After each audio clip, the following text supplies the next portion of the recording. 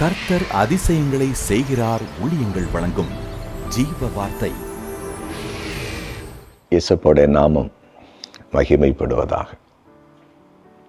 ஆண்டவர் நம் மூலம்தான் மகிமைப்பட விரும்புகிறார். நம் மூலம்தான் அவருக்கு புகழ்ச்சியும் கீர்த்தியும் உண்டாக வேண்டும் என்று விரும்புகிறார். நமக்கு அவர் செய்கிற அற்புதங்கள் வழியாய், நம்முடைய வாழ்க்கையில் உண்டாகிற மாற்றங்கள் வழியாய், இயேசப்பா நம்முடைய வாழ்க்கையில் இதெல்லாம் செய்தார் என்று மற்றவங்க காணும்போது, நாம் சொல்லும்போது, அதன் வழியாக அவர் மகிமைப்பட விரும்புகிறார்.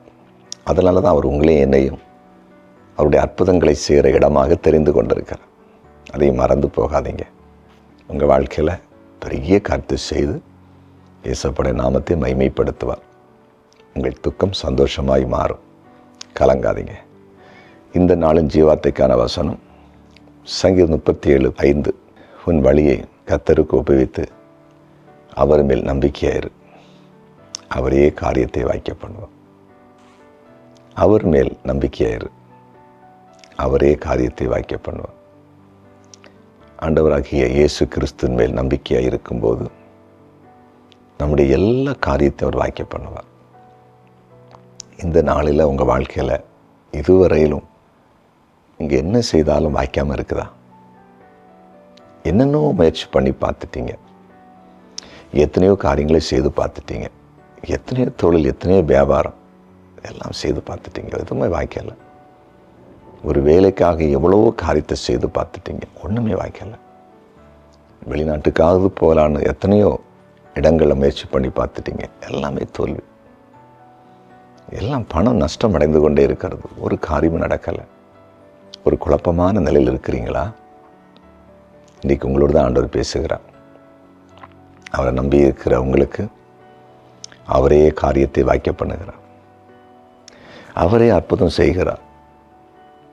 காரியம் கண்டிப்பாக வாய்க்கும். இங்கே செய்வதெல்லாம் இனி வாய்க்கும். அவர் வாய்க்க பண்ணுகிறார். விசா ஒழுங்காகும், படிப்பு ஒழுங்காகும், வேலை ஒழுங்காகும், வியாபாரத்தை வர்த்திக்க பண்ணுவார், தொழிலை வர்த்திக்க பண்ணுவார். இனி உங்களுக்கு ஆசீர்வாதம் தான். இனி உங்கள் குடும்பத்தில் மேன்மை தான். விசுவாசிப்பீங்களா? கண்டிப்பாக நடக்கும். ஆண்டவர் போய் சொல்ல மாட்டார். உங்கள் காரியத்தை எல்லாம் வாய்க்க பண்ணி உங்கள் மேலே அவருடைய கிருபை வெளிப்படுத்தி அவருடைய மகிமையை வெளியரங்கமாக்க போகிறார். கர்த்தருடைய நாமம் மகிமைப்படும். ஜெபம் பண்ணுவோமா? ஜெபிக்கலாம். இயேசுப்பா, உம்முடைய பிரசன்னத்துக்காக நன்றி. எங்களுடைய காரியங்களை வாய்க்க பண்ணுகிற எங்கள் பரம தகப்பனே, இன்றைக்கு உம்முடைய வார்த்தை கேட்ட உம்முடைய பிள்ளைகளை கண்ணோக்கி பார். இதுவரையிலும் தங்களுடைய காரியங்கள் வாய்க்கவில்லையே என்று சொல்லி யாரெல்லாம் இருப்பார்கள், இன்றைக்கு உங்களுடைய காரியங்கள் வாய்ப்பதற்கான அனுகூலங்கள் உண்டாகட்டும்.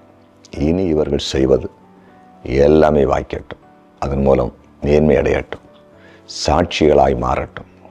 உம்முடைய நாமம் இவர்கள் வழியாய் உயரட்டும். நீர் அப்படி செய்து விட்டே நன்றி. குறிப்பாக வியாதியஸ்தர்களுக்காக ஜெபிக்கிறேன். இப்பொழுதே தொட்டு ஒவ்வொருவரையும் சுகமாக்கும். சகல நோய்களும் இயேசுவின் நாமத்தில் இப்போது விலகட்டும்.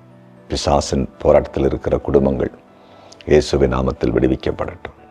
பிறந்த நாளை காண்கிற ஒவ்வொருவரையும் இப்பொழுது உம்முடைய ஊழியக்காரன் வாழ்த்தி ஆசீர்வதிக்கிறேன். ஆசீர்வாதமாக இருப்பார்களா? திருமண நாளை காண்கிற ஒவ்வொரு குடும்பத்தையும் வாழ்த்தி ஆசீர்வதிக்கிறேன். எல்லா குடும்பங்களும் ஆசீர்வாதமாக இருக்கட்டும் என்று ஜெபிக்கிறேன். ஆண்டவரே, கமாண்டில் ஜெப குறிப்புகளை அனுப்பியிருக்கிறேன். ஒவ்வொருவருக்காய் ஜெபிக்கிறேன். அற்புதங்களை செய்து சாட்சியாய் ஒவ்வொரு எழுப்பும். இயேசுவின் நாமத்தில் பிதாவே.